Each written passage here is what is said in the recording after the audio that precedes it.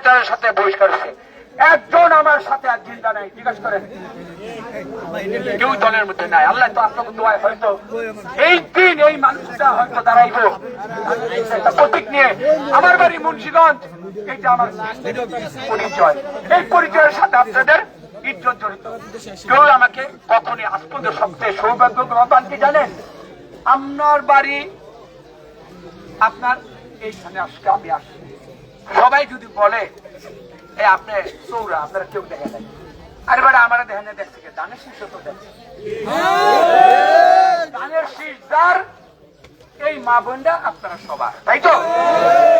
ব্যক্তি এখানে বলে তারেক রহমান বলছে ব্যক্তিকে আমি বিবেচনা করি নাই, ধানের শীষের প্রতিজ্ঞা, সৎ, যোগ্যতা, ডেডিকেটেড একটা লোককে আমি যাকে প্রয়োজন মনে করছি, সৎ, নিষ্ঠাবান, যাকে দিয়ে আগামী দিনের প্রজন্ম স্বপ্ন দেখবে, একটা রাষ্ট্র সামনে, একটা এলাকা উন্নতি হবে, ওই মানুষটার বিবেচনা কিন্তু মুরব্বীরা আল্লাহ আমাকে দিয়েছে।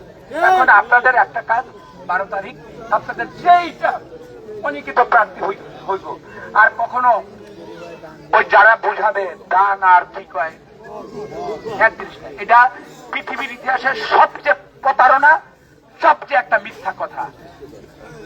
এই ধরনের মিথ্যা কোন আশ্বাসে আপনারা কান দিবেন না।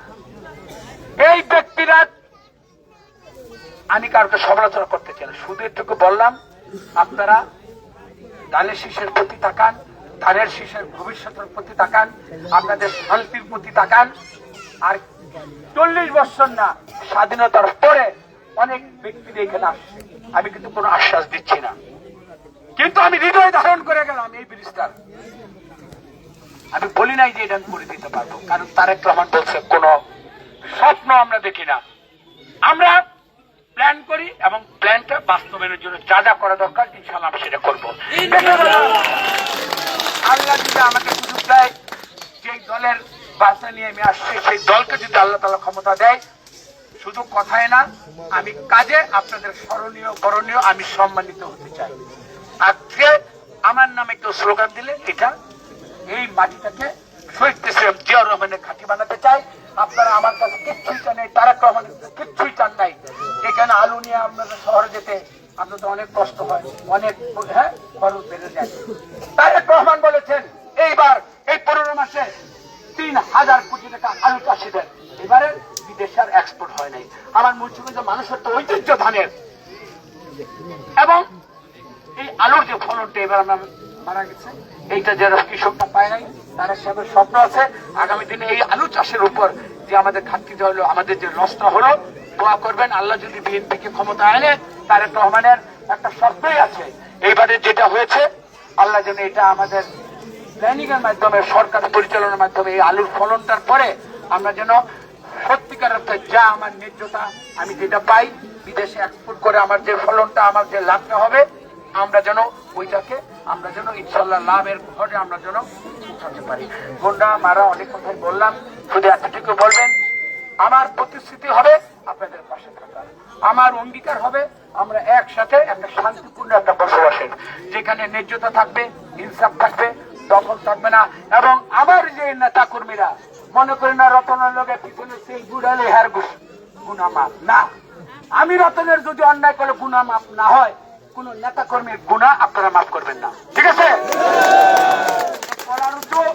গুন্ডায় হন, আমি তো নেতারে নিয়েছিলাম, এই ধরনের আমার থেকে যেরকম দূরে থাকবেন, অপকর্ম করলে আপনারা।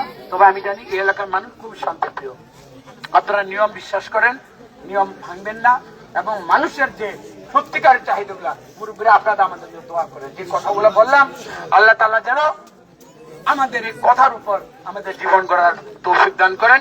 ওমা তৌফিক ইল্লা বিল্লাহ ওয়া আখিরু দাওয়ানা আনিল হামদুলিল্লাহি রাব্বিল আলামিন।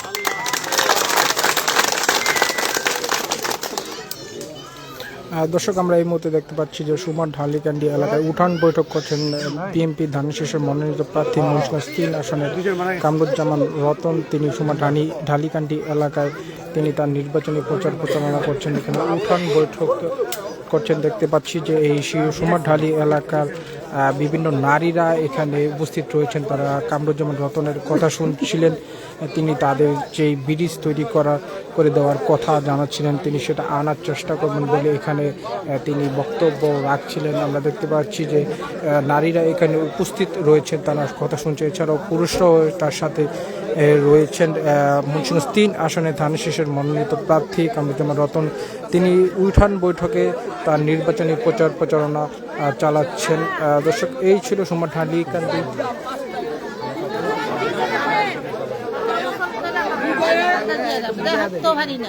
আমরা দানি আমাকে একটা ব্রিজের ব্যবস্থা করে দেন আপনারা, কারণ এখানে এমন অবস্থা যে মানুষ কি কি অসুবিধা হয় এই এলাকা থেকে পার হইতে? এখানে মনে করেন যে নৌকা নাই, সবাই স্কুলে যাইতে পারে না। কেউ একটা রুগী লইয়া মনে করেন যে হাসপাতাল নিতে পারে না। আবার ফিরে একটা গর্ভবতী মা হেরা মনে করেন যে নিতে পারে, এদিকে বাচ্চা আর মা মারা গেছে। এখানে মনে করেন অনেক কষ্ট। রাত্রে যদি একটা অসুস্থ রুগী হয় তাহলে মনে করেন যে এখানে মরণ লাগে, মরে যায়, নিতে পারে না হাসপাতাল। এই নৌকা পারে কেমনে যাইব? তার কোনো পথ নাই, এখানে কোনো সাহায্য হয় না, কিছু আসে না, এখানে কোনো কিছু নাই। এখন উনি আপনাদের কি আশ্বাস দিয়েছে? ব্রিজ তৈরি করে দেওয়ার কথা।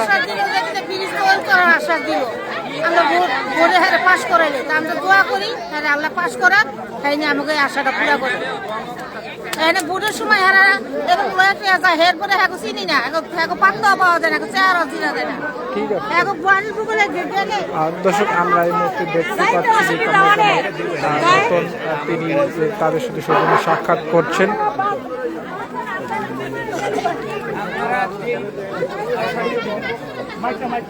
আমার জবান দিয়ে আমি যা বলছি, কোনো রাজনৈতিক কথা বলি নাই, মিথ্যা প্রতিশ্রুতি দিয়া এই ভোটের আগে করতে আমি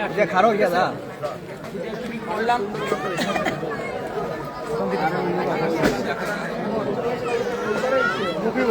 আমি যা বলছি জবান দিয়া মুসলমান হিসাবে আপনার জবান আর এই জবান থেকে সরে গেলে